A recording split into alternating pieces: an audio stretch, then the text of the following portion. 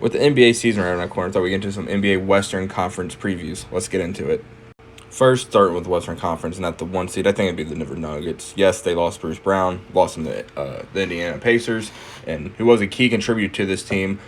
But as long as you have Nikola Jokic, and we've seen what Jamal Murray has turned into, you're going to be at the top of the West. And I think the Nuggets want to prove to some of the people out there that this just wasn't a blip on the radar in terms of them getting to a finals and winning the NBA finals. I think they're wanting to show that they're here for the long stay. The way people talk about Jokic, like, yes, they admit his greatness, but it's also all the conversation is how he doesn't care and all that. And to be great, you have to care about the sport. Yes, Jokic has like a laid back attitude and stuff like that, but you really got to care to be as great as Jokic is, especially as a professional athlete. And I think the Nuggets this year just rattle off a ton of wins, and we've seen at toward the end of last year where they kind of took off the last 6 weeks because they were just so far ahead of everybody, and I could see that happening again this year. With the 2 seed, I think it'll be the Phoenix Suns. They traded and got a lot of depth around Devin Booker. Have a full offseason and a full season with Kevin Durant. You get Bradley Beal. A lot of people are overstating the fact that the Suns don't have a traditional point guard, quote unquote. But in the last 10, 12 years, there's only been 2 teams with a quote-unquote traditional point guard on their team, and that was Tony Parker with the Spurs and Kyle Lowry with the Raptors.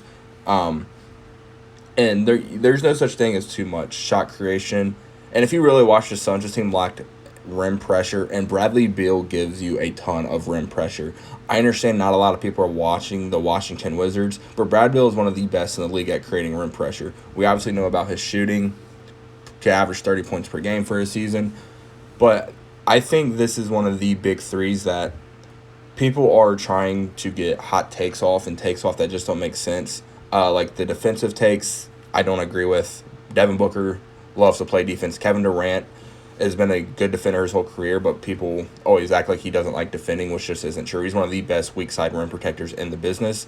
And Bradley Beal, yes, the Wizards have been bad, so he hasn't been trying on defense. But if you go back and watch the Wizards, their games when they were winning, Bradley Beal plays defense.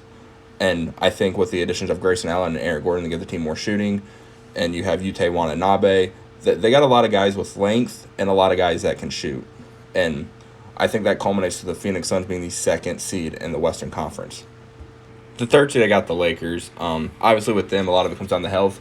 But I really like their offseason. I think they really were an offseason winner, and that's just not me hyping up the Lakers like a lot of people do in the media.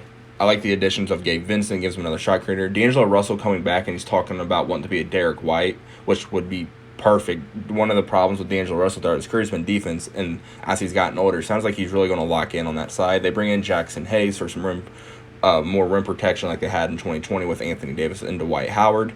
No, Jackson Hayes is not on the level of Dwight Howard, but he's still a young, athletic big. Obviously, you still have LeBron and you have AD. This Lakers team can go. I like the coaching staff. They, after the trade deadline, they really kind of took off last year, and I expect more of that to come out this year, and really for not them to slow down. This is really my first shock. I have the Minnesota Timberwolves as the 4th seed. I know a lot of people expect them to just bottom out this year, trade Karl-Anthony Towns at the deadline, and build around Gobert and Anthony Edwards. I think the opposite happens. Chris Finch is a good coach. I think Anthony Edwards takes another step this year as that franchise guy. And I think Karl Towns and Rudy Gobert really figure out how to play with one another. 2 bigs, obviously, in this era of NBA, it's just not something we've seen. And one of the best plays last year for advanced metrics was the Karl-Anthony Towns and Rudy Gobert pick and roll. Not a lot of people realize that. So there was some positive last year. They got McDaniels. I really like this Timberwolves team. I like the coaching staff, and I just think Anthony Edwards just elevates this team to a whole nother level. And I think Gobert and Cat and Anthony Edwards really figure out how to make this thing work because you really have no choice but to. At the 5 seed, I have the Oklahoma City Thunder. A lot of people expect them to make the playoffs. This is where I have them this year.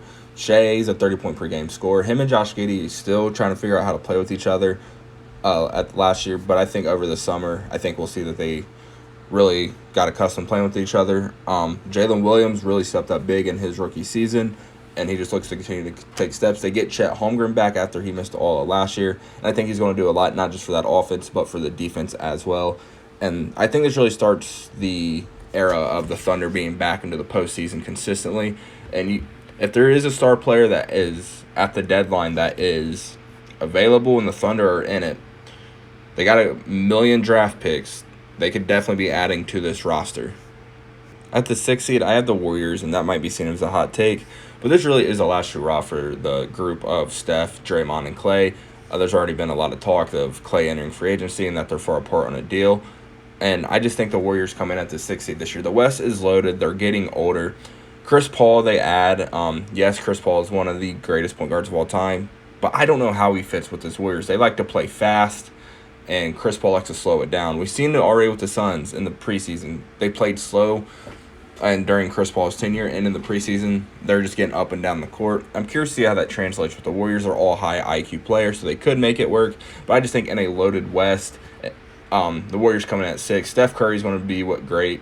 Andrew Wiggins is back from having some personal issues off the court, so they'll have him for a full season. Hopefully everything's good with him now. And with Jonathan Kuminga, Moses Moody, they still have 2 young guys that they've taken. But I'm just curious where the Warriors go from here, and I think they just slide in here at the 6th seed. I think the Grizzlies come in as the 7th seed. Ja Morant suspension, Steven Adams being out for the year. It really, I think, doesn't completely get them out of the playoffs, but I think they just fall back from what they've been and what we've come accustomed for what the Memphis Grizzlies have given us. Desmond Bane and Jaren Jackson Jr. are going to have to step up and be major on the offense, even more so than what they already are. They bring in Marcus Smart from Boston. That's a good veteran piece. He's from a winning organization, and the Grizzlies have been an organization. But with everything that's really gone on in the last year with this franchise, I think he can add some stability there, gives them some hard-nosed defense, and also can provide something on the offense as well. They also bring in Derrick Rose. Derrick Rose is what he is at this point. He's just a veteran guy on the roster. He went to college in Memphis, so it's kind of like a homecoming in a way for him. And I just think he could provide something for you on offense at different points in the season. I think Memphis just has to stay afloat till Ja gets back from suspension, and then they can really start to hit their stride. And I just think they come in at 7 just because the Western Conference, once again, it's just so strong this season. In the 8th seed, I have the Sacramento Kings. They ended their long playoff drought last year, and I think they make a playoff appearance again this year as the 8th seed. They really didn't make any changes to the roster this year. A lot of people thought they would let Harrison Barnes go, and they brought him back. So continuity is one thing that this team is going to have with them. But the Western Conference is just so strong. Teams adding. OKC is going to make a jump this year. I think Minnesota makes a jump, as I pointed out earlier in the video. Obviously, the Suns adding. I just think the Kings slide in as a playoff team, but they slide in as that 8th seed. My 2 biggest omissions, yes, are the Clippers and the Pelicans. First with the Clippers, they've just injury problems have hurt this team every season, and as you get older, that's not going to change. Yes, Ty Lue is one of the best coaches in the business, and on paper, the Clippers have a great roster, but I just can't trust an injury-riddled team. This could come back to riddle me, and this could look awful in 4 months, but right now, I just don't think the Clippers make the playoffs. The Pelicans, the same thing, talented roster, but just injury problems everywhere. Zion finally looks to be healthy, but when there's a history of injuries, I'm not betting on that team. Talented, they could very well slot in and make the playoffs. I think both of these teams will be play-in teams, but I just don't see them making the playoffs. As always, thank you for watching. Please let me know, what are some of your NBA Western Conference predictions down below?